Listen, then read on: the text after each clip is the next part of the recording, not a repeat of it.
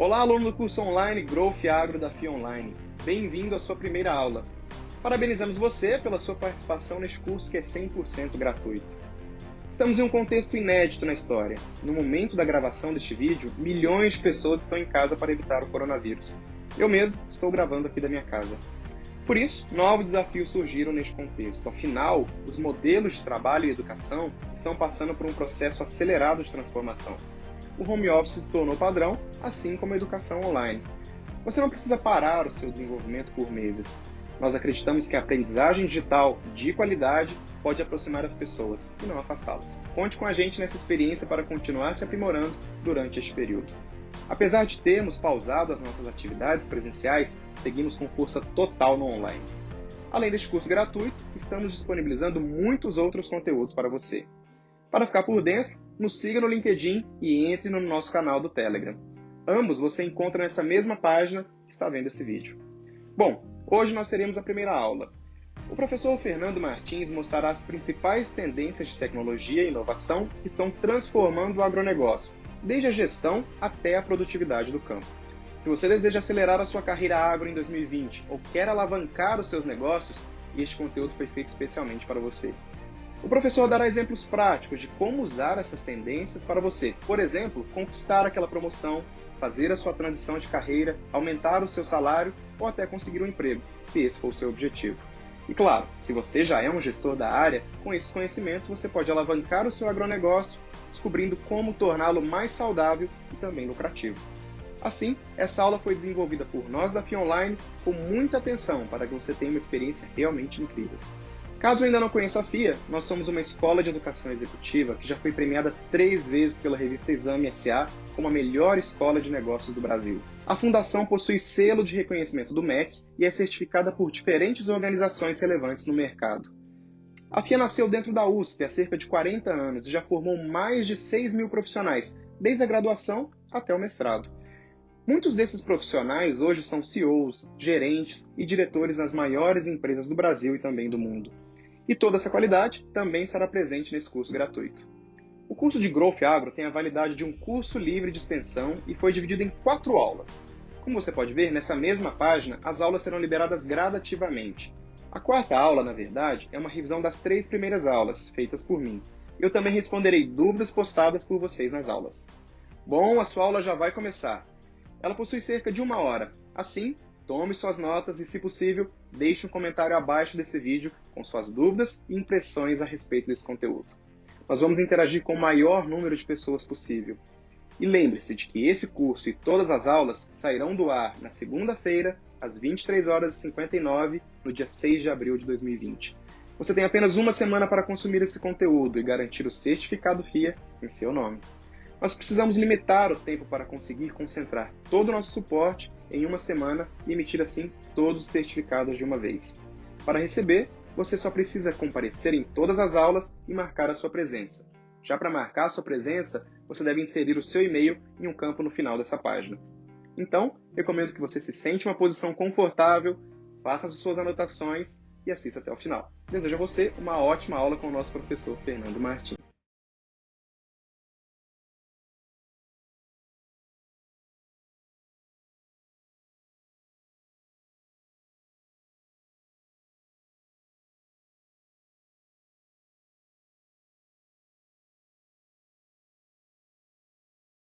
Olá, bom dia. Esse é um dos 3 cursos do curso Growth Agro da FIA Online. Meu nome é Fernando Martins e eu estou aqui para conversar com vocês sobre um tema que eu adoro, que é a transformação digital do agronegócio.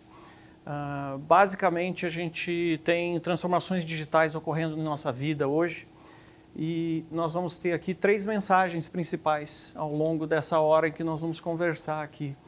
O primeiro, que forças econômicas impulsionam essas transformações digitais. Elas não acontecem porque é bonito, porque é moda ou porque tem um sujeito criando uma startup com um bom discurso de palco. Isso ocorre porque nós temos forças econômicas. O segundo, nós vamos mostrar que temos algumas tecnologias revolucionárias prontas para serem aplicadas no agronegócio e fechar essa nossa conversa mostrando por que o Brasil, por que isso vai acontecer aqui primeiro e por que nós temos condições de liderar o mundo nessa transformação. Meu nome é Fernando Martins, eu sou Operating Partner de vários fundos. O que é um Operating Partner? Basicamente, eu ajudo os fundos a selecionarem empresas, criar o seu deal flow, fazer a diligência de investimento e na sequência, uma vez feito o investimento, eu participo como conselheiro de administração das empresas investidas para garantir esse crescimento aos fundos. Eu tenho trabalhado com o agronegócio digital há 7 anos, olhei para o Brasil, olhei para a oportunidade brasileira.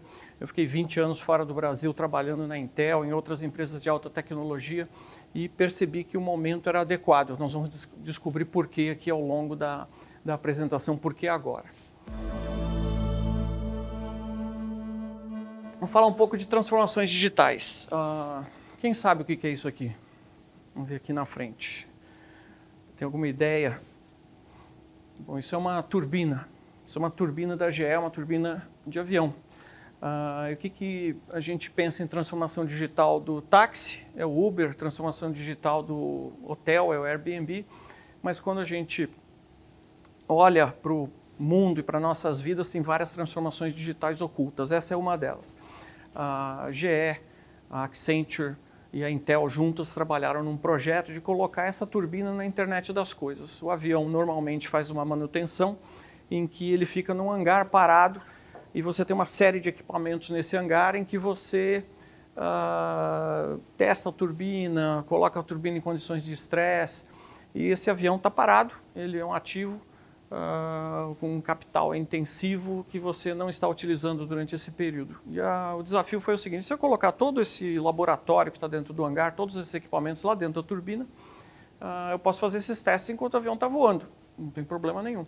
E foi o que eles fizeram, colocaram 8 computadores a mais, vários sensores, instrumentaram toda essa turbina, e com isso o custo operacional da turbina, o total cost of ownership and operation da turbina caiu, porque agora eu não preciso ficar com esse avião parado um dia com frequência. E melhor, eu consigo agora usar um sistema de inteligência artificial que olha esses dados todos e ele descobre que a bomba 34 está roncando esquisito. E quando a bomba 34 está roncando esquisito, ela vai durar algumas horas a mais, alguns dias a mais. Então eles começam a colocar o avião em piloto automático, essa turbina passa a sofrer estresse, o sistema em Londres, que está conectado pela internet com essa turbina, começa a propor experimentos e ele descobre, olha, com certeza essa bomba 34 vai falhar em 3.000 horas. Esse avião que está indo de São Paulo para Boston não precisa mandar uma equipe de emergência para trocar essa bomba vai ser programada, essa manutenção preventiva vai ocorrer no momento certo, no lugar de melhor custo. Então eles vão trazer esse avião para Selma, aqui em São José dos Campos, que é o lugar mais barato do planeta para fazer essa manutenção, e a bomba 34, e a 38 e a 26 vão ser todas trocadas numa operação só. Por trás dessa turbina a gente tem um sistema de inteligência artificial da GE, que é o Predix. E o Predix faz o que? Ele pega muitos dados e ele cria o conceito do gêmeo digital. Então ele tem uma versão digital dessa turbina em que está tudo sendo simulado e ele consegue fazer essa manutenção de uma forma mais interessante. Agora, isso tudo aconteceu, deu certo para a GE, foi excelente, mas o que aconteceu com a concorrência da GE? Eles pararam de receber pedidos.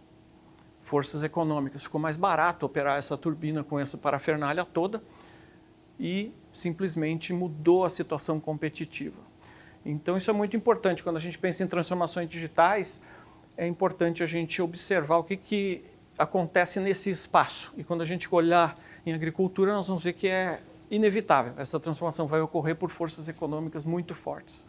A mesma coisa aqui, isso aqui é uma situação em outra indústria, completamente diferente, farmacêutica.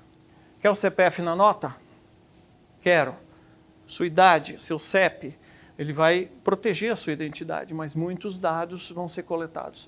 Você chega com uma receita, o farmacêutico pega a receita e vai lá atrás do balcão. Será que ele não tem capacidade de memorizar o nome do remédio? Não, ele está escaneando aquela receita, por quê? Porque tem uma empresa que compra. E essa empresa, a IQVIA, que já mudou de nome algumas vezes, antigamente era IMS, eles têm simplesmente 90% de todos os dados transacionais de farma e 17,5 petabytes de dados únicos. O que é um petabyte? Um petabyte são 20 milhões daqueles arquivos de 4 gavetas de pasta suspensa. 1 petabyte, são 20 milhões. A história inteira do Banco do Brasil cabe entre 9 a 10 petabytes. Desde a fundação do Banco do Brasil, todas as contas correntes, todos os contratos. É uma quantidade enorme de dados que é coletado aqui. E essa transformação digital da Pharma já ocorreu. Essa empresa já provê serviços de marketing e serviços de dados a todos os laboratórios. Seria muito complicado para um laboratório instrumentar todas as farmácias do Brasil, mas através dessa empresa, essa empresa instrumenta, coleta os dados, tem alguns concorrentes também, mas isso é muito consolidado ali para que você consiga ter um custo de coleta de dados, né? Vamos ver um outro exemplo aqui. Esse aqui eu costumo perguntar, quem sabe o que é isso? Nós sabemos. Nossos netos não vão saber. O caixa eletrônico está em desuso. Ano passado, a Associação Australiana o equivalente à nossa Febraban publicou uma queda em 14% year over year no uso do caixa eletrônico. Por que isso acontece? Porque você tem inovações, o banco está no teu bolso. Mais de 95% das transações no Brasil ocorrem digitalmente fora de qualquer agência ou caixa eletrônico.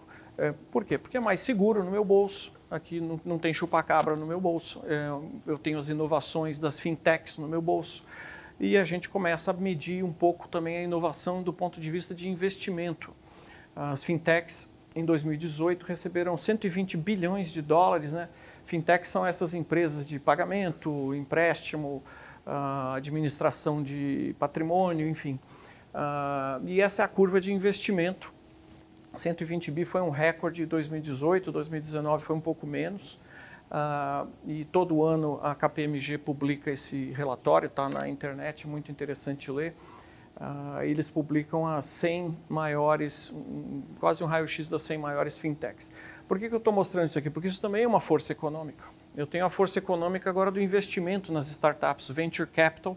Quando ele entra, ele define a velocidade de inovação nesse espaço, né? E a gente tem visto muita inovação em fintech. Eu vou mostrar um gráfico similar para as agtechs, que são as startups da agricultura, né?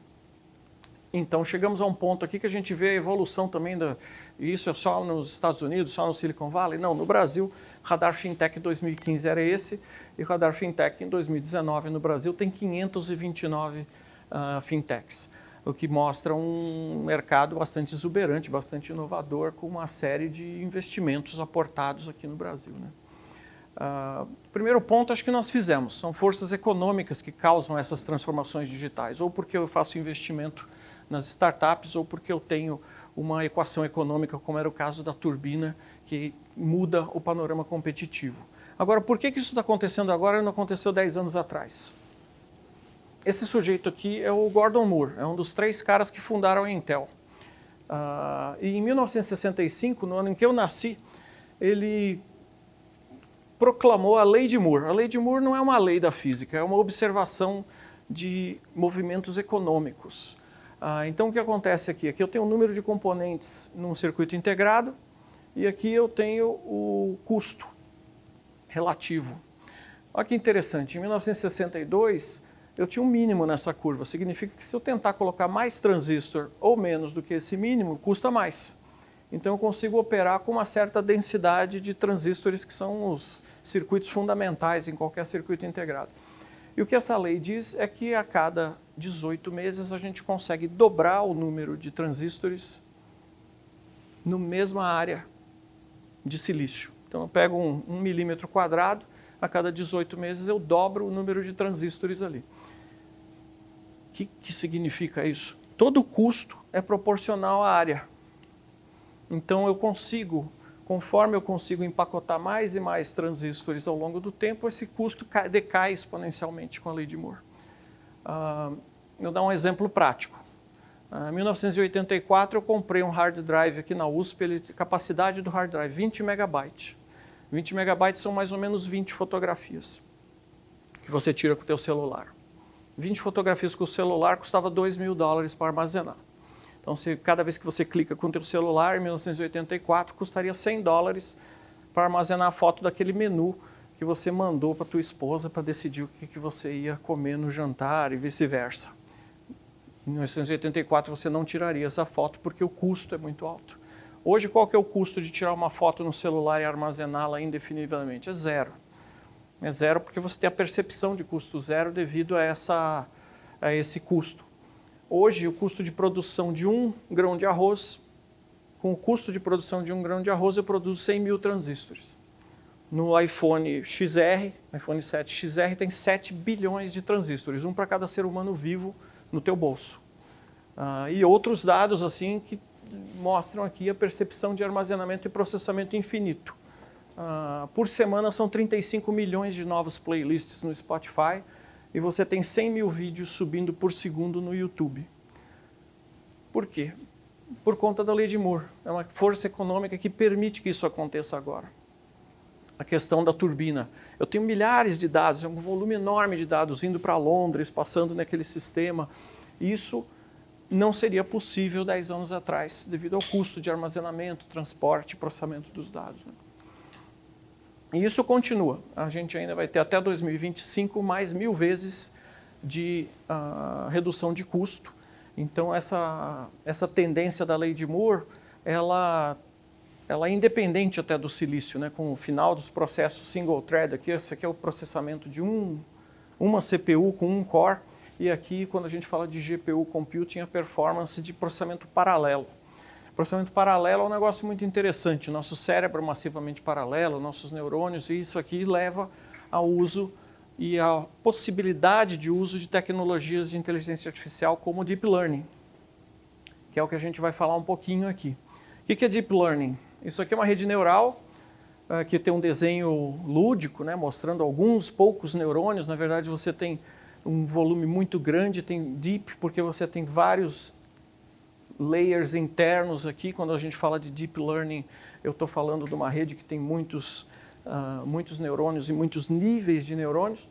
E no início dos anos 90 se demonstrou um teorema que eu consigo separar classes de complexidade infinita desde que eu tenha neurônios suficientes aqui dentro.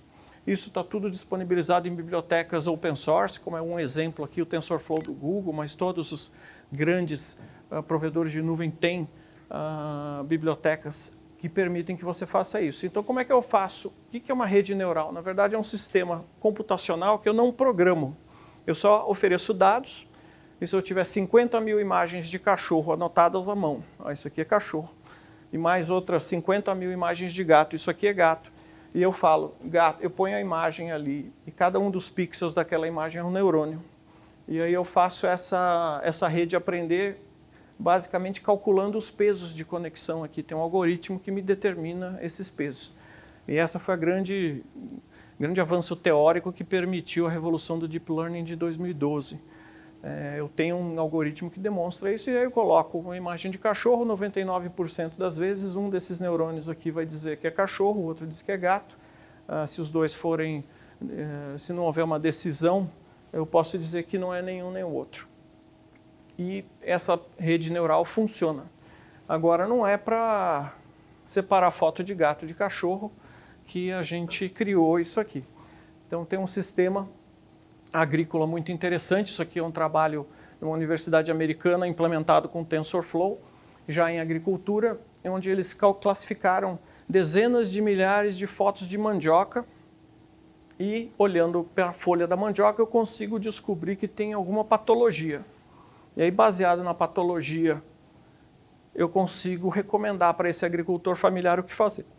Então, você consegue, através dessa tecnologia, que tem um processo bastante complexo de aprendizado, mas a execução dessa rede neural, ela exige simplesmente um celular.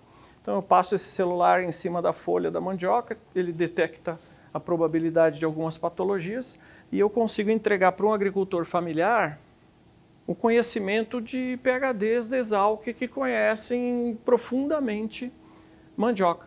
Então, com isso, alguns dos mitos que a gente tem em tecnologia agrícola é que isso vai ser muito bom para os grandes latifundiários. Vai, mas também vai ser muito bom para o pequeno agricultor familiar que não teria acesso a um diagnóstico, não teria condição de contratar um agrônomo, nem nada dessa natureza. Então, esse aqui é um exemplo do uso de inteligência artificial já numa aplicação agrícola. E com isso a gente tem arquiteturas específicas, né? Aquela questão que eu comentei, o processamento com múltiplos cores, né? Ele é muito adequado ao que se chama Tensor Based Architecture, que é a ideia de você ter uma arquitetura voltada a suportar esse tipo de arquitetura de rede neural. Cada um desses processadores trabalha emulando um daqueles neurônios, e você tem arquiteturas em hardware agora que conseguem prover esse suporte, e ao mesmo tempo você também consegue ter um custo cada vez menor de se implementar uma rede neural. E aí tem alguns produtos, como esses dois aqui. Um é o processador específico para a parte de treinamento, outro processador para inferência, que é quando você está executando a rede neural. O treinamento é bastante complexo. E com isso você tem algumas aplicações também industriais, agora da agricultura industrial. Então esse aqui é um sistema que ele tem câmeras ali em cima, imagina um grande trator com pulverizador, e aqui vocês veem um pouquinho de líquido caindo. Isso aqui é uma tecnologia muito similar à da Inkjet, da impressora, e ele vai pintar o chão aqui, ele está pintando essa erva daninha com o herbicida. E como que funciona isso? Tem um sistema de aprendizado, de deep learning, que aprende o que é erva daninha, e ele aplica de acordo com alguns parâmetros. Num sistema convencional você usa aquele volume de herbicida, nesse sistema você usa aquele pequeno tanquinho, 90% de economia. Uma força econômica muito grande. Quando você olha grãos, por exemplo, no Pareto do custo da produção de grãos, o item número 1 é o agroquímico. Então você tem aqui uma força econômica muito grande para que se utilize esse tipo de tecnologia no campo. Bom, primeiro ponto a gente já fez. Forças econômicas impulsionam transformações digitais.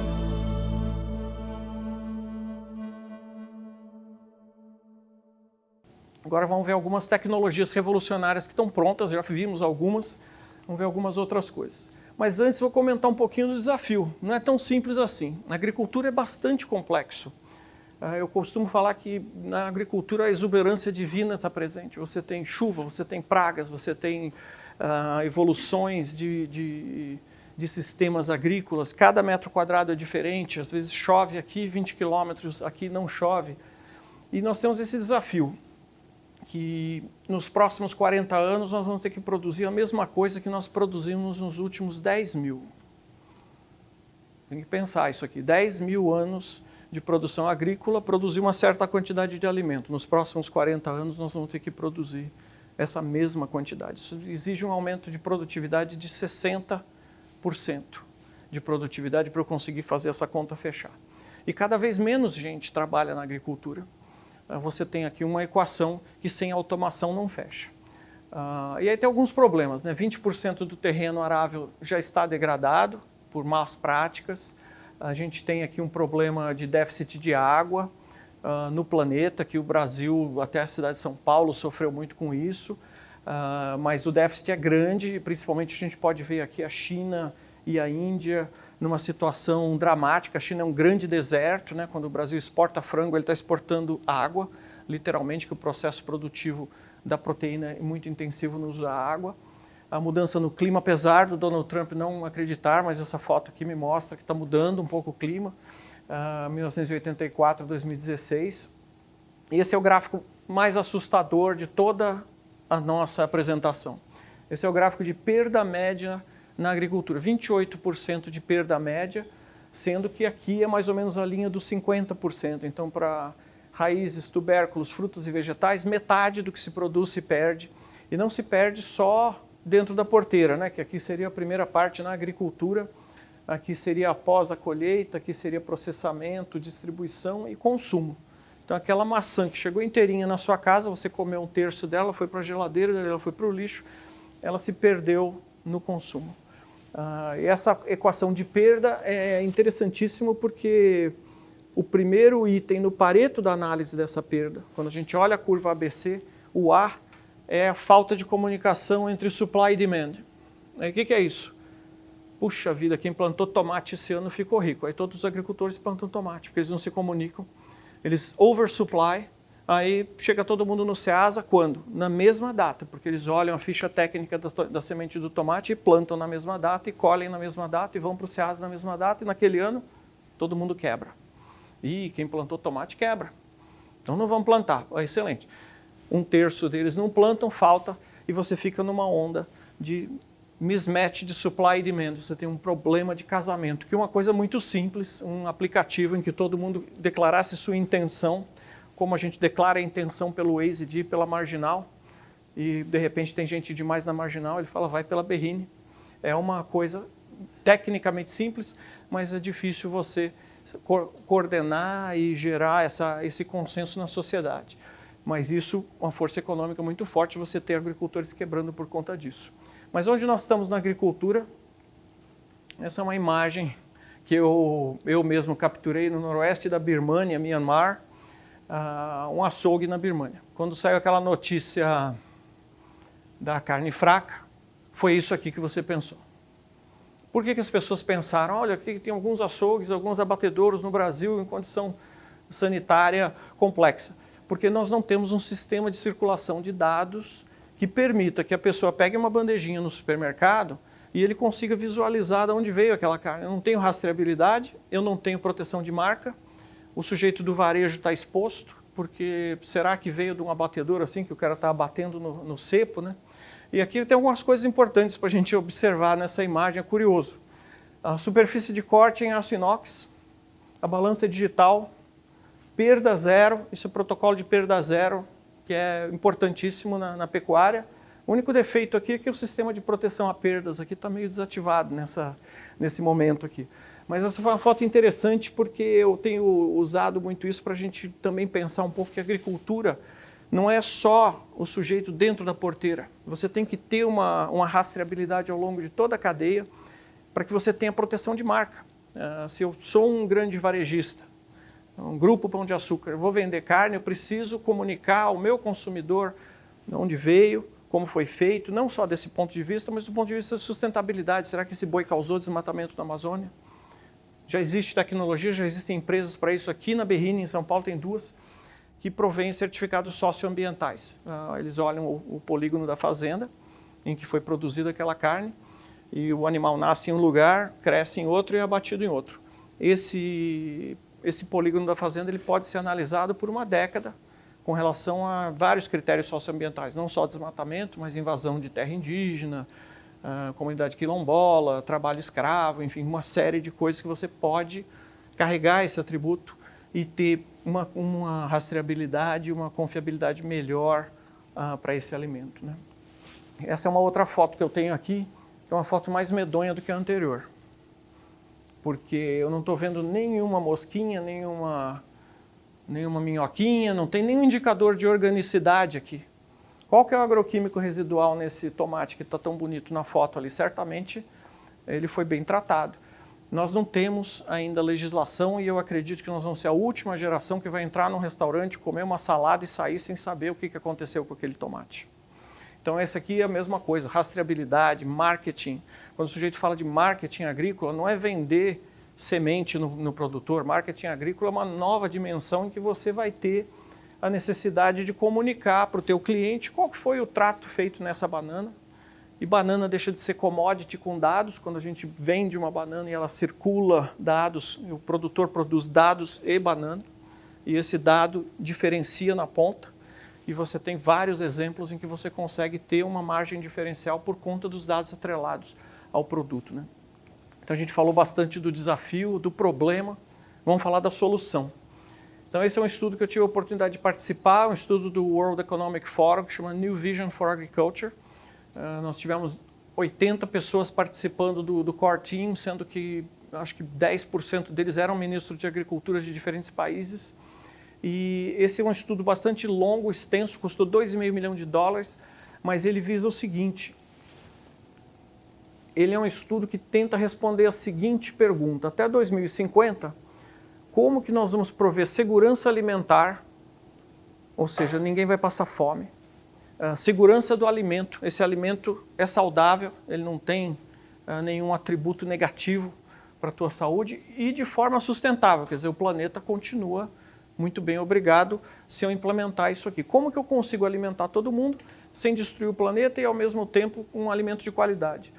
São três coisas. Eu tenho tecnologias transformacionais, eu tenho que ter novas oportunidades econômicas, eu tenho que ter forças econômicas para toda a cadeia, não só para o produtor, mas para o sujeito que produz o insumo, para o sujeito que comercializa, para o sujeito que faz o processamento desse alimento. E um ecossistema de fomento à inovação. Hoje nós não vamos ter tempo de falar desses dois aqui. O Brasil tem um ecossistema muito interessante de fomento à inovação. Vou mostrar algumas coisas do ponto de vista de agtechs, hubs, instituições educacionais. Enfim, nós temos capital entrando aqui também, de venture capital, de diversos níveis. Isso tudo não vai dar para a gente comentar, mas hoje nós vamos falar das tecnologias, que é o ponto desse meio aqui dessa nossa conversa. O estudo tem 12 tecnologias, eu vou dar um zoom ali na parte de cima para a gente poder ver. E vou simplesmente ler aqui as coisas, porque vão aparecer os exemplos logo na sequência de algumas dessas coisas.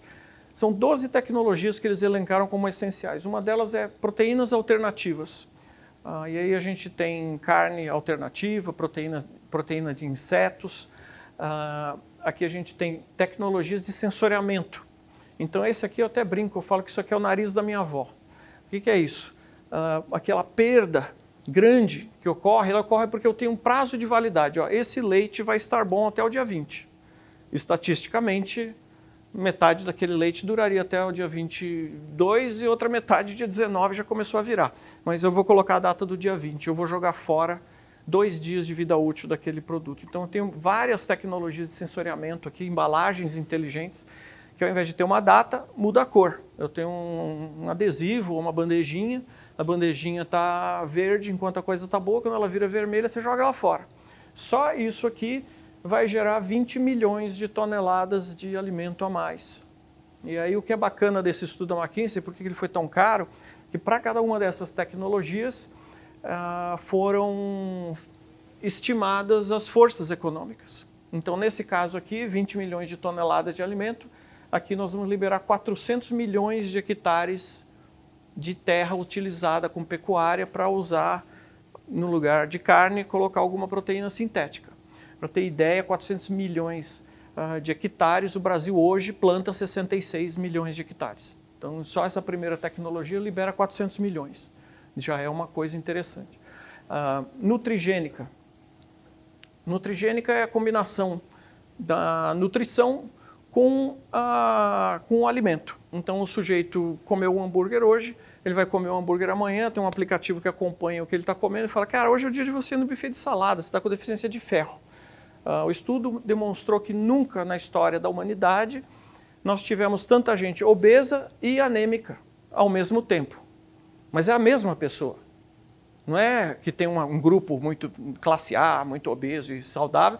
Não, o sujeito é obeso e anêmico. Por quê? Porque ele segue uma dieta estritamente vegana, às vezes. Uma dieta estritamente vegana é batata frita, Coca-Cola e miojo lame. Pensa nisso. Se ele não colocar o temperinho de frango, é vegano. Então, essa nutrigênica é uma coisa muito importante também para que eu possa direcionar o consumo das pessoas e acertar aquele supply e demand de uma forma em que, olha, se você for no buffet de salada, você vai deixar aquela proteína para uma outra pessoa consumir hoje. E você não vai precisar produzir tanta proteína na cadeia. Serviço Mobile Service Delivery, isso aqui é o Waze do agricultor. O que eu faço amanhã? Então esse aqui nós vamos falar bastante dele. Não existe um aplicativo hoje tem vários sistemas. Tem agricultores no Brasil que chegam a ter 15, 20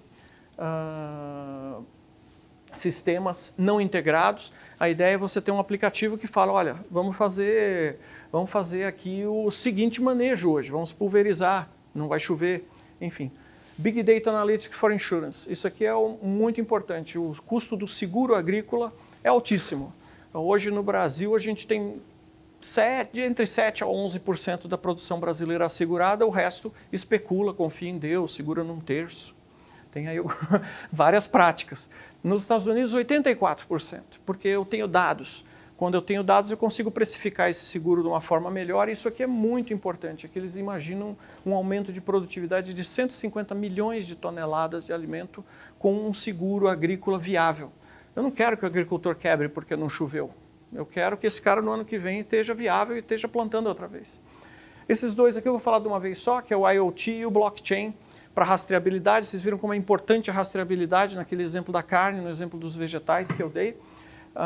E aqui, na verdade, a redução, essa cadeia de dados, ela vai permitir uma comunicação entre os diferentes elos da cadeia, uma redução de perdas substancial.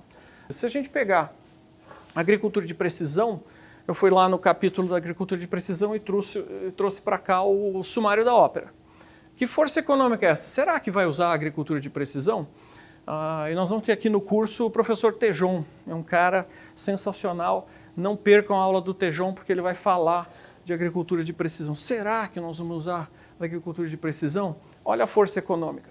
100 bilhões de economia em insumos. Eu vou conseguir produzir a mesma coisa gastando 100 bi a menos. Ou eu vou economizar 180 bilhões de metros cúbicos de água. As forças econômicas são descomunais. Isso vai acontecer com, sem ou apesar de alguém acreditar, porque o vizinho vai acreditar e vai acontecer o que a GE fez com seus concorrentes. Então o sujeito, eu não acredito nisso, não tem problema. A força econômica virá, teu preço não vai ficar aceitável no mercado e você vai quebrar. Então tem aqui uma força econômica que é com, sem ou apesar do evangelismo, isso vai acontecer. E vai acontecer também porque a gente tem inovação, tem capital entrando de venture capital para motivar essa revolução. Aquela curva é grande, esse aqui é um mapa global feito pela Finester Ventures, que é um fundo especializado, e ele coloca cada um desses pequenos logos aqui, são empresas que receberam aportes grandes, de dezenas de milhões de dólares. E os setores são aqui ciências das plantas, ciências animais, processamento de imagem, tem muito processamento de imagem, a gente já viu alguns exemplos, né? Sensores e equipamento na fazenda, agricultura de precisão, marketplaces, que depois que eu produzir isso, como que eu vou vender esse grão? E antes que eu produzir isso, como que eu vou comprar insumo? Como é que eu vou comprar trator? Tem várias, o Uber do trator, será que não vale a pena ter um Uber do trator? Vale, deve ter uns 40 já, e aqui no Brasil tem umas duas muito interessantes. E agricultura indoors, que essa é uma coisa que a gente vai falar um pouco, vertical farming, e produção de alimentos em situações diferentes, fazendas completamente diferentes em que eu tenho isso dentro de um prédio.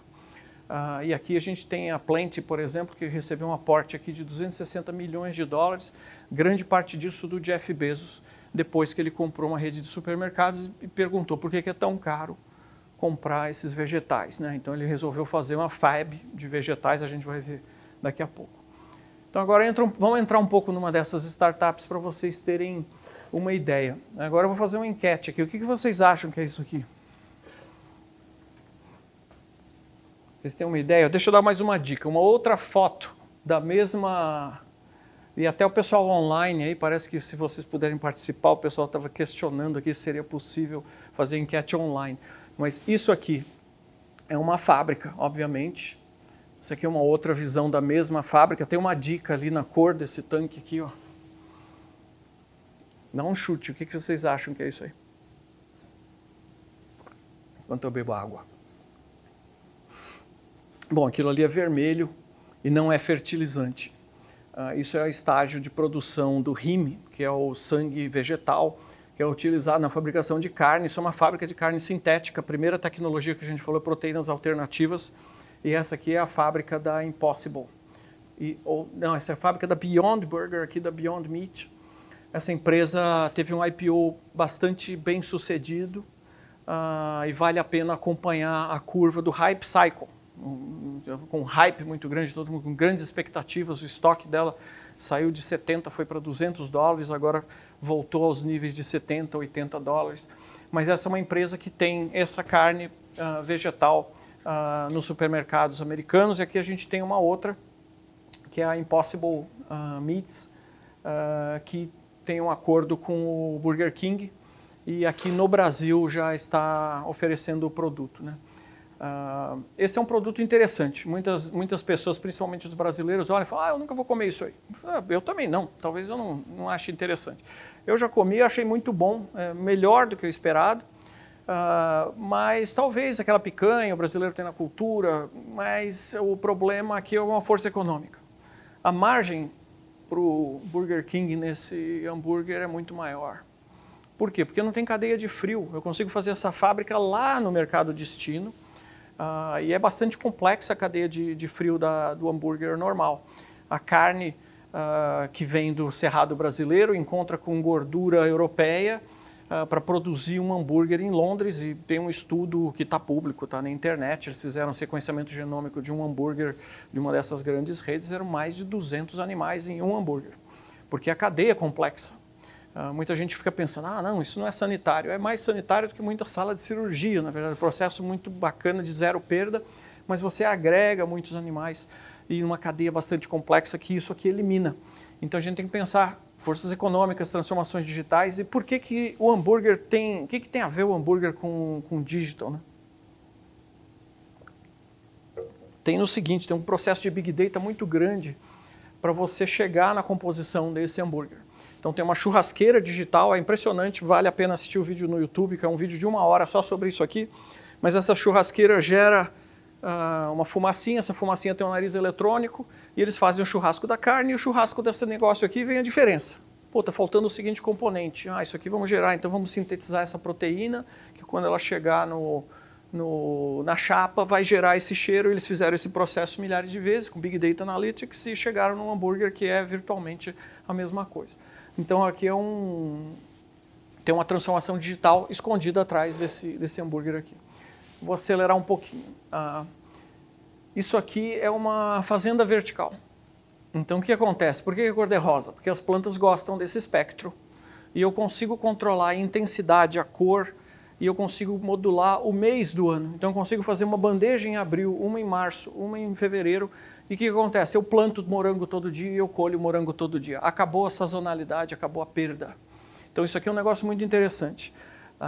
Tem uma empresa aqui no Brasil que chama Pink Farms. Aí o pessoal, por que Pink Farms? É porque ninguém visitou a fazenda vertical, ela é cor-de-rosa, literalmente. Isso aqui, será que vale a pena? Eu consigo isolar algumas coisas da exuberância divina. As pragas não estão lá. Então isso está tudo estéril, eu planto hidropônica ou aeroponicamente, ou no ar, na água. Está sempre em estação, essas luzes são altamente eficientes e baratas. Eu consigo reciclar água, isso aqui usa 5% da água que a produção normal usa.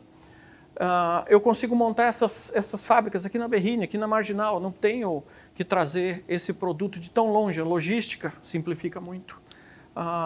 E eu consigo entregar variantes e variedades de produtos que são mais nutritivos, mais saborosos, mas que não aguentam a logística. Então a grande sacada aqui da Plant, que vai ser o próximo slide, eu acho, a grande sacada da Plant não foi só montar a fazenda. Eles escolheram uma genômica melhor. Então o morango da Plant você morde e ele escorre líquido. É um morango que parece aquela melhor pera que você já comeu com aquele líquido dentro.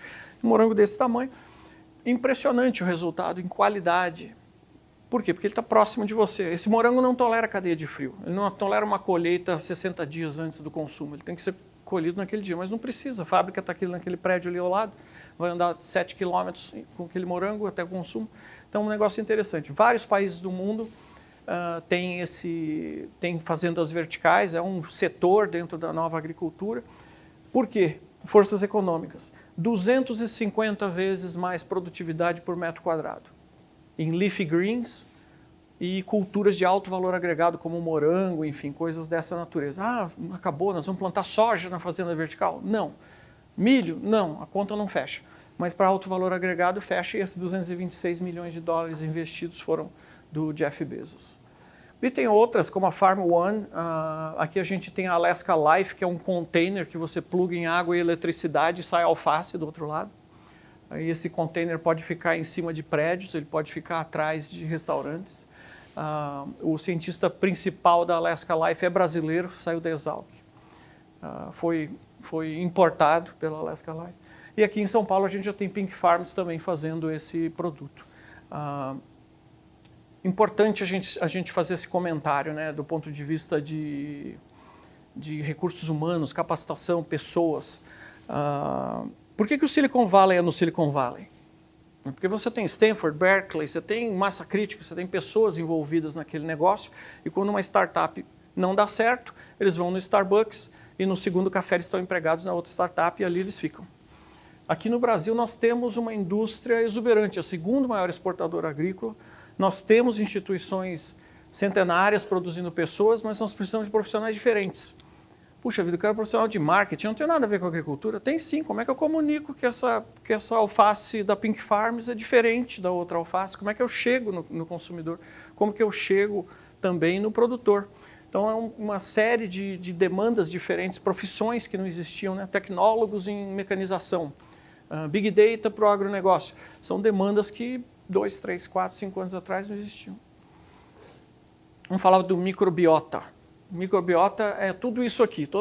Você tem alguém aqui de entomologia, alguém que fez a agronomia, já vou pedir perdão em avanço porque eu não sou agrônomo. Mas o que acontece aqui é que a gente tem uma série de bactérias, fungos, protozoários nas raízes e mesmo no líquido que corre dentro dessas plantas.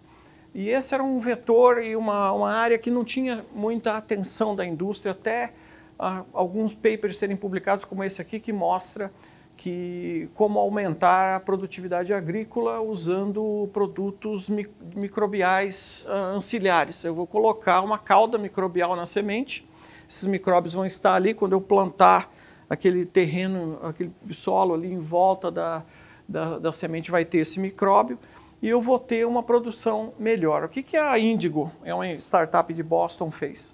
Eles observaram que se eu pegar o mesmo solo dentro do laboratório e colocar as mesmas sementes dentro do laboratório, vai ter umas plantas que vão crescer mais que as outras. Uns vão ser mais parrudos, outros vão ser mais raquíticos.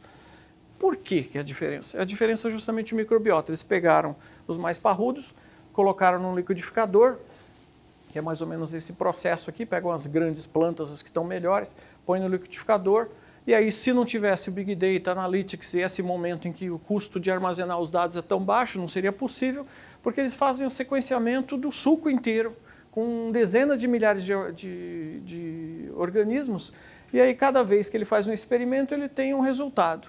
E a intersecção desses experimentos, se você trabalhar de 12 a 28 meses, eu consigo sintetizar e identificar qual que é o micróbio que é o bacana para ter na raiz desse meu cultivar. E o resultado, quer dizer, nada disso aqui é interessante, o sujeito é cientista agronômico, ele vai achar isso interessante, mas nós vamos achar interessante esse próximo slide. Qual é o impacto na produtividade? Isso são resultados de ciência feita nos Estados Unidos. O sujeito foi lá e sintetizou o microbioma americano. Aqui no Brasil é diferente, mas a máquina de gerar o microbioma existe. Ele precisa rodar os experimentos e gerar essa nova cauda. Então vamos seguir. Aqui eu tenho um sistema de coleta de dados, é interessante isso aqui. Como é que funciona a agricultura digital no Brasil, Fernando? Não tem conectividade, não tem 4G lá no meio do Mato Grosso, não precisa. Tem tecnologias como esse aqui da CropX, aqui é um higrômetro. Eu consigo fazer que uma estaca dessa fale com a outra, que fale com a outra, que fale com a outra, até chegar na casa da fazenda, e eu consigo essa transmissão de dados. Hoje, 65% da cana nacional está na internet das coisas. As pessoas não têm essa noção. Eu vou mostrar a empresa de Araçatuba, Solinftec, em alguns slides, utilizando esse tipo de tecnologia. Aqui a gente tem... Fernando, mas essa estaca vai ficar em cima do solo, o trator vai passar, o sujeito vai roubar, não tem problema. Já tem uma outra startup que faz isso tudo enterrado, 1 metro para baixo da terra, tem as estações de repetição e só sabe onde está enterrado aquilo o agricultor. Então, a GrowGuru é uma startup americana que já fez esse sensoriamento.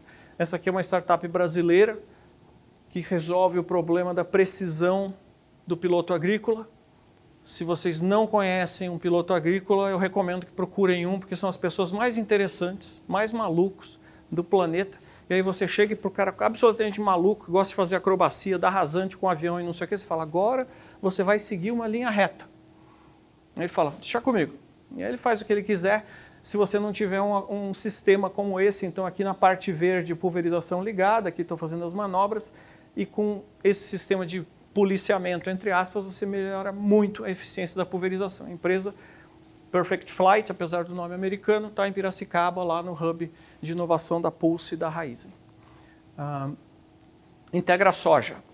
Esse aqui é um produto, está em teste na Argentina, em que eles colocaram o seguro agrícola junto com a semente. Então você compra a semente da Syngenta, e diz para a Syngenta, eu plantei nesse território. Eles ficam observando o índice vegetativo, se está tudo verdinho, está tudo crescendo, segue a vida. Se não choveu e ficou tudo marrom, você recebe, como agricultor, um SMS da Syngenta dizendo o seguinte, olha, tem um voucher aqui para você pegar mais semente e plantar de novo que você já perdeu. Então ele não tem aquele problema de ligar, fazer um claim, ligar para a seguradora. Ah, eu tive um problema aqui, teve mesmo? Será? Não. Eliminaram tudo isso e um seguro embutido na semente. Você compra a semente e isso funciona. Robô. A gente tem robô na agricultura para plantio. Isso aqui são fotos do último Agritécnica na Alemanha. Robô para pulverização com drone scout sem nenhuma pessoa.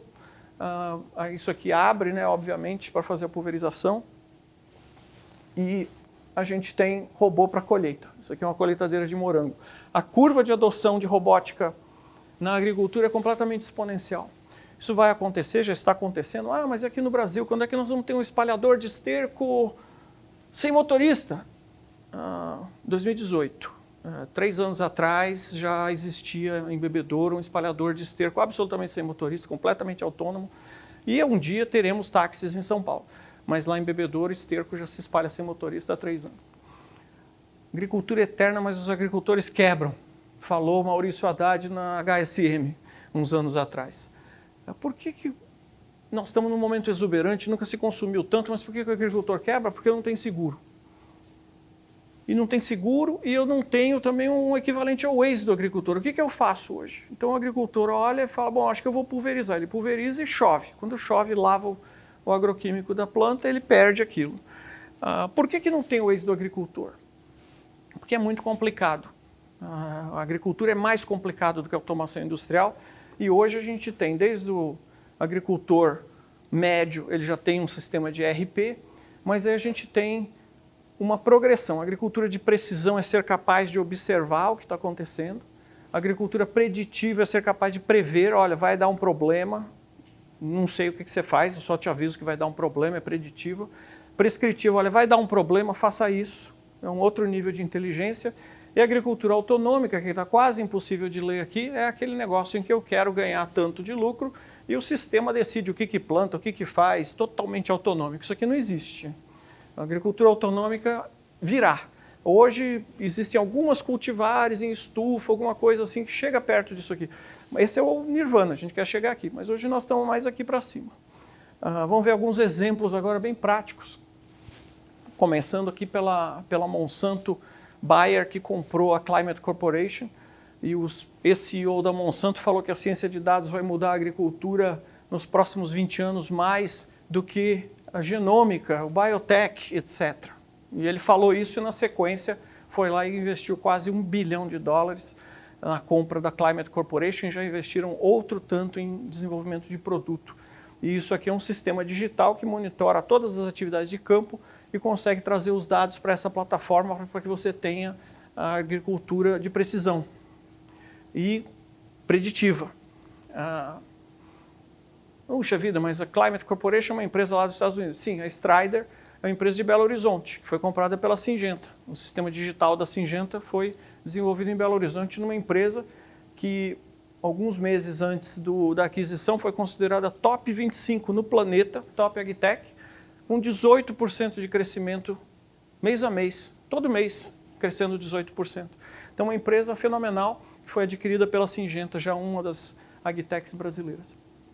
Aqui a gente tem um caso da Jato Agrícola, que eles mostram a redução de 3,5% na sobreposição. O que acontece? Você tem vários pulverizadores entrando aí. Se eu não tenho um esforço coordenado num nível de inteligência maior, às vezes um pulverizador entra e pulveriza em cima do que o outro já fez. É tudo igual, né? A cana é um negócio assim, o sujeito entra ali, tudo é igual. Então, se eu não tiver um sistema que avisa, toca um alarme, ela fala, o pulverizador já entrou aqui, você perde. Só essa coisa singela gerou uma economia em defensivos dessa ordem de magnitude. Forças econômicas. Isso aqui já é em prática hoje. Então a gente saiu de uma coisa, não sei se vocês perceberam a brincadeira que eu fiz com vocês, a gente saiu de uma coisa quase ficção científica, que é uma fábrica de carne, e eu cheguei aqui numa coisa de controle de pulverização, que é bottom line, é uma prática que tem que ser adotada ontem. Uma coisa assim que você mostra para o seu CFO e você vai ter um budget para implementar essa tecnologia. Farmers Business Network é uma cooperativa digital, então eles ajudam o sujeito na sua agronomia, compra de insumo e venda de produto. Uma cooperativa interessantíssima, completamente digital, e todos esses dados que os equipamentos coletam, o agricultor olha para aquilo e fala, não sei o que fazer. A Farmers Business Network fala o seguinte, faz o seguinte, me dá os dados que eu tenho uns cientistas de dados aqui, a gente te dá um benchmark, eu te dou uma nota. Ó, você está com uma operação aí nota 7, então escolheu a semente errada, não irrigou, não fez aquilo. Então essa consultoria agronômica é o que o FBN faz. Todas as cooperativas brasileiras têm que adotar uma prática desse nível. Então todas as cooperativas estão muito antenadas, estão muito preocupadas com isso. Nos últimos anos tenho falado com várias, e é muito assim, entusiasmante ver o que está acontecendo. Então, para um profissional que está procurando uma carreira desafiadora, uma potencial oportunidade é justamente trabalhar numa cooperativa na transformação digital. Tem departamentos de transformação digital nas cooperativas hoje. E o Brasil é único nisso, é o melhor sistema cooperativo agrícola do planeta. Essa aqui é a Solinftec. Essa é a empresa que tem 65% da cana do Brasil conectada na internet das coisas. E por que eles têm isso? Eles têm uma força econômica aqui sensacional. Qualquer um queria ser vendedor da Solinftec, porque se você aplicar $20 por hectare, você tem um retorno de $100 por hectare toda vez que você colher essa cana. Você não precisa nem explicar qual que é a tecnologia, mas eu vou explicar para vocês. É uma força econômica muito forte. Então, o conselho que eu dou sempre para alguém que é um sujeito de startup, que está procurando entrar no setor agrícola, teu slide 1 tem que ser a relação de troca. Quantas sacas de soja vai custar essa tua tecnologia e quantas sacas de soja a mais esse cara vai produzir? Quantas arrobas de carne? Se não tiver relação de troca positiva, o sujeito, ao invés de comprar a tua tecnologia, ele vai comprar mais terra e continuar fazendo a mesma coisa. Então, essa empresa conseguiu documentar a relação de troca e saiu de 15% para 30%, para 40%, para 65% da cana nacional, e hoje está com quase 500 funcionários, sendo que 35 deles nos Estados Unidos. Vamos ver como é que funciona essa equação da cana. Aqui tem um slide só com um slide animado, e ele mostra a colheitadeira de cana e aqui um transbordo. E lá no horizonte nós não vamos ver, tem os trem-minhões, que são esses que a gente vê na estrada. Na prática anterior eu tinha uma colheitadeira e eu tenho a moenda. São ativos de alto custo, capital. Isso não pode parar. Então o que eles faziam? Eles colocavam 2 caminhões de transbordo, 2 motoristas, 2 custos trabalhistas, 2 vezes o custo de diesel. Com esse sistema eles colocaram um computador de bordo em cada um dos equipamentos que atende a cana na sua colheita, e esses mecanismos eles conversam com o outro. Então ele está vendo aqui, ó, estou solicitando um transbordo porque esse aqui está quase cheio. Aí ele conversa com esse, se está quase cheio, eu acho que eu estou com 80%. Então vamos pedir o próximo. Quanto tempo leva? Pô, o próximo está lá, tal, eles equacionam, as máquinas todas se conversam, não tem ser humano nessa conversa, e o outro caminhão vai chegar quando esse aqui está na hora de ir embora. Com isso se reduziu o custo da colheita de cana em 28%. 28%. A colheita, o transporte, o diesel no Pareto da produção de açúcar é uma das coisas mais altas, é um custo altíssimo. Quando você reduz 28%, você mostra e faz um piloto, um MVP com a Raizen, na sequência eles adotam 100%, grandes usinas, enfim, chega-se a 65%. Mas não é só a colheita da cana que tem um resultado interessante. Plantio controlado. Se eu consigo controlar a velocidade de plantio, dependendo das condições de solo, isso você tem que ter um loop de controle, né, para ver qual que é a velocidade ideal para cada situação. Cada uma dessas bolinhas vermelhas ou amarelas é um problema. Então o que acontece? A gente tem aqui de 5% a 15% de mais eficiência no plantio. Se eu tiro o pé do ser humano, do acelerador, e coloco inteligência, eu sei que eu tenho que às vezes aumentar o RPM do trator para subir uma curva de nível. Eu estou no inclinado, eu preciso. Se eu tiro o pé da pessoa e coloco o veículo autônomo, eu consigo ter economia de combustível até de 30% em certas operações. Então você começa a ver a importância de ter internet das coisas e automação do ponto de vista de forças econômicas. Eu tenho economia de diesel, eu tenho maior margem. E o que é interessante na agricultura é que a cana ou a soja, ou seja lá o que for que você planta, é uma commodity. O preço é Chicago. Quando eu faço uma coisa dessa que me dá mais eficiência, reduz custo, é direto da margem. Então a ideia aqui é pensar na margem. Então, por exemplo, aqui eu tenho que fechar um loop de controle com o vento. Quando o vento está alto, eu não consigo ter cobertura. O vento está baixo, eu consigo ter cobertura. A velocidade desse equipamento, quem controla não é a pessoa. Quem tem que controlar essa velocidade é o anemômetro. Fechando um loop de controle. Olha como o vento varia. Aqui ventava muito, aqui venta pouco. Cada talhão tem que ser tratado de uma forma diferente. O vento é uma dinâmica, tem que ser feito no ato da pulverização.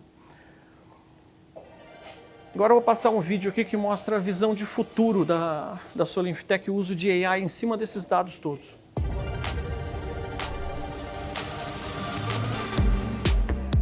O produtor é um líder que toma decisões todos os dias. Ele não quer apenas dados e mapas. Ele precisa de soluções completas e integradas que entreguem recomendações para a gestão agrícola. Soluções que gerem resultados, otimizem operações e facilitem a tomada de decisão em todas as etapas da jornada do produtor. O produtor quer soluções que integrem dados de múltiplas fontes, que gerem recomendações inteligentes em tempo real, seja qual for o fabricante das máquinas, esteja onde estiver a fazenda. É fundamental automatizar processos repetitivos, com inteligência embarcada para operar mesmo sem conexão. Importante considerar o clima tanto no planejamento quanto nas operações e aprender a incorporar conhecimento. Para endereçar essa necessidade, criamos Alice, a assistente digital do produtor. Alice observa tudo, aprende e gera recomendações que apoiam o produtor nas operações e na tomada de decisão. Oi, Alice. O que temos planejado para hoje? Bom dia, João. Hoje vamos plantar 400 hectares com sementes K48. Devido a mudanças na previsão do tempo, proponho mudar a sequência de plantio. E qual é o custo dessa mudança? Plantio em múltiplas frentes aumentará o custo de logística em 7%, mas aumentará a eficiência operacional em 12,8%. O plano tem excelente custo-benefício. Ok, novo plano aprovado. Olá, João. Vai chover 11 milímetros agora à tarde.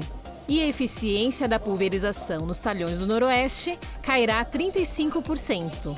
Posso suspender esta operação? Qual é o impacto na meta? Estamos adiantados e atingiremos a meta com 96% de certeza. Ok, suspender a operação. Combinado.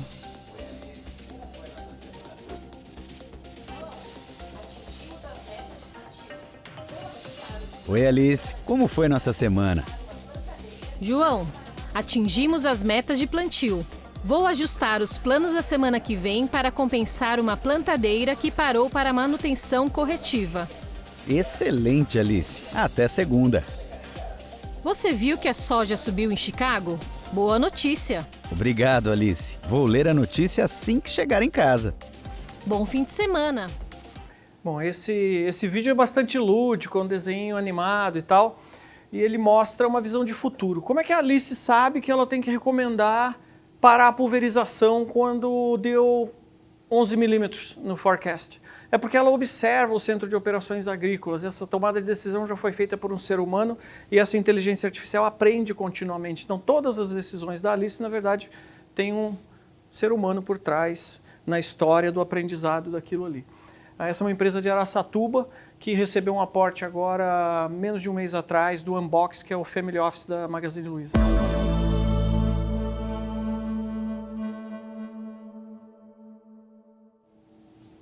Agora, por que o Brasil tem condição de liderar? Quer dizer, a gente falou de forças econômicas, falamos das tecnologias, mostramos até algumas brasileiras. O Brasil é muito inovador. Isso aqui é um pulverizador da Jato Agrícola e essa aqui é uma máquina brasileira inventada no Brasil que colhe café. Essa é uma máquina assim um pouco assustadora, quando a gente olha aqui na frente tem uma coisa, parece um moedor de carne assim, que passa a planta dentro, ele chacoalha e derruba o café. Hoje o Brasil é o maior exportador de café do planeta, devido a essa máquina.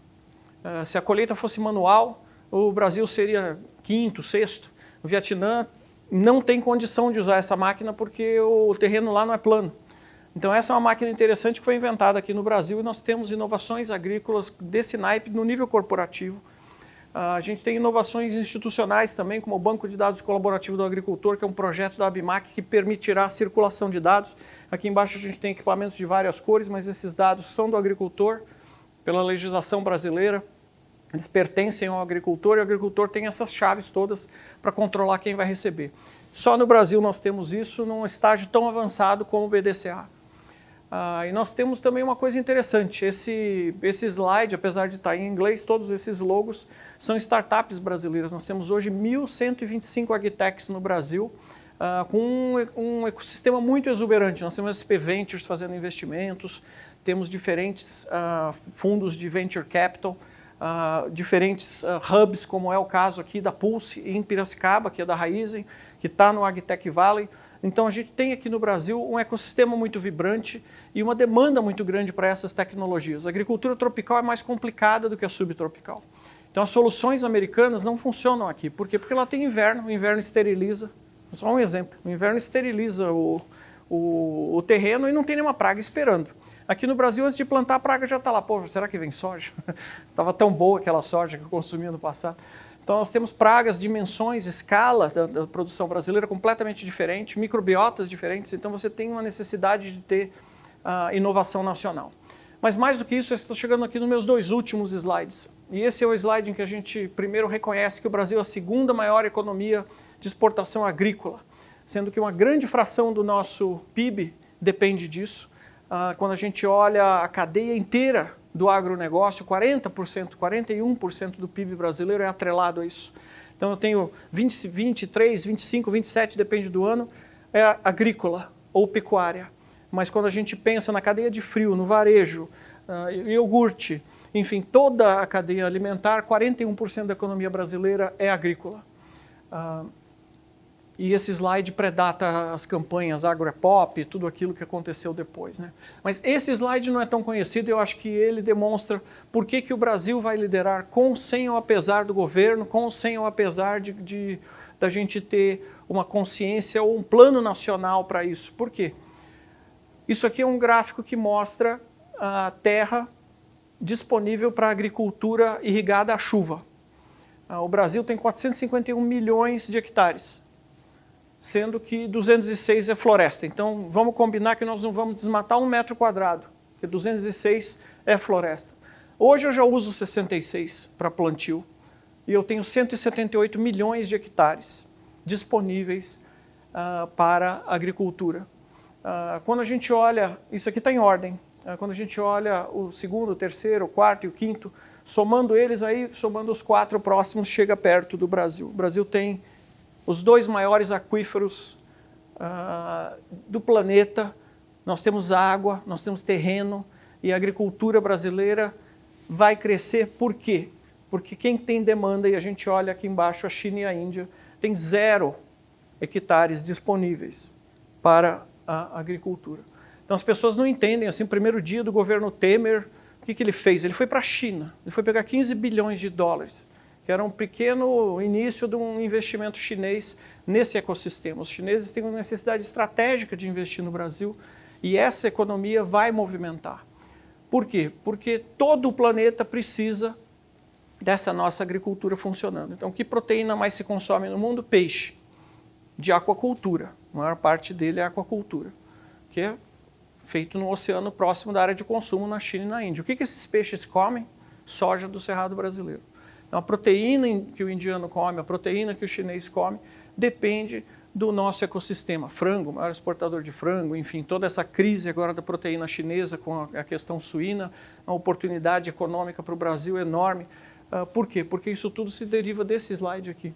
Então, eu espero que a gente tenha cumprido nossa meta aqui de falar que forças econômicas impulsionam transformações digitais. Temos uma série de tecnologias, não tive tempo de colocar 10% do que tem aí, mas só para dar um panorama geral. E o Brasil pode liderar o mundo nessa transformação. Muito importante que a gente tenha não só a tecnologia, mas os profissionais para isso. Existem cursos no Brasil hoje de mecanização, cursos de Big Data, que só tem o Oklahoma. O Brasil já lidera também na parte educacional e é importante considerar uma carreira, se você quer ficar no Brasil, importante considerar uma carreira como eu considerei na minha escolha. Eu sou cidadão americano, morei 20 anos fora do Brasil e eu vivo aqui hoje. Por quê? Porque essa revolução vai acontecer aqui. Então, obrigado pela oportunidade. Espero que você tenha aproveitado a sua aula com o professor Fernando Martins. Hoje você aprendeu como a tecnologia está transformando o agronegócio e abrindo novas oportunidades. Claro, apenas para quem está atento a elas. O conhecimento é a fonte primária de realização profissional. E ainda temos muito conhecimento para compartilhar com você. Nesta quarta-feira, dia 1º de abril, às 12 horas e 30 minutos, vamos liberar a segunda aula com o professor José Luiz Tejon. O tema será sobre as inovações e inspirações no agronegócio que marcarão o futuro deste segmento pelos próximos anos. Antes de terminar essa aula, tenho alguns avisos muito importantes. Nós daremos eles logo após de mostrar 2 vídeos de alunos da FIA que tiveram acesso a um conteúdo semelhante ao que você está estudando hoje. Olá pessoal, tudo bem? Meu nome é Ronaldo Souza. Estou passando aqui para deixar um depoimento sobre o curso Cenários da FIA Online em parceria com a Auditec. Recomendo bastante. Eu assisti o curso e isso me motivou a fazer parte da turma de fundadores da FIA Online. E eu vou fazer uma pós-graduação em cibersegurança e proteção digital de negócios. Então, se você tem interesse em se desenvolver profissionalmente, esse é o caminho certo, tá? FIA Online. Abraço para vocês. Olá, meu nome é Thiago Chan e eu participei do curso Cenários 2025. Para mim foi uma super oportunidade de poder me atualizar sobre o que teremos de mudanças até lá, com os professores renomados e com a alta qualidade da FIA. Muito obrigado. E aí, o que achou dessas histórias? Torcemos e trabalhamos muito para que a sua história seja a próxima. Agora, daremos os avisos importantes para a sequência deste curso. O certificado será emitido em seu nome em até 30 dias. Para isso, você precisa marcar sua presença com o mesmo e-mail de inscrição em todos os 4 encontros online. Ao finalizar o último vídeo, você receberá um e-mail para complementar os seus dados e finalizar assim o pedido de emissão do certificado. Por isso, não se esqueça de acessar os nossos e-mails. Essa é a nossa principal forma de comunicação. Segundo aviso, o material de aula usado pelo professor, como referências e slides, serão enviados para você, assim como acontece nos cursos de MBA e pós-graduação da FIA Online. Você terá uma experiência completa de aprendizagem. Se você ainda não entrou em nosso canal da FIA Online no Telegram, essa é a hora. Nós mandaremos mais conteúdos para você por lá, como áudios dos professores, enquetes, dicas e muito mais. O objetivo da FIA Online é transformar os executivos em empreendedores que transformarão o Brasil neste ano. E estamos fazendo isso através da educação executiva. Não se esqueça de ver as próximas aulas. Nós temos uma surpresa para divulgar até sexta-feira, que pode, de fato, ajudá-lo a realizar as suas metas ainda neste ano. Fique ligado em seu e-mail e no canal da FIA Online no Telegram, para ser o primeiro a ser avisado. Muito obrigado pela sua companhia até aqui. Não se esqueça de lavar sempre as mãos e permaneça em casa. Até mais!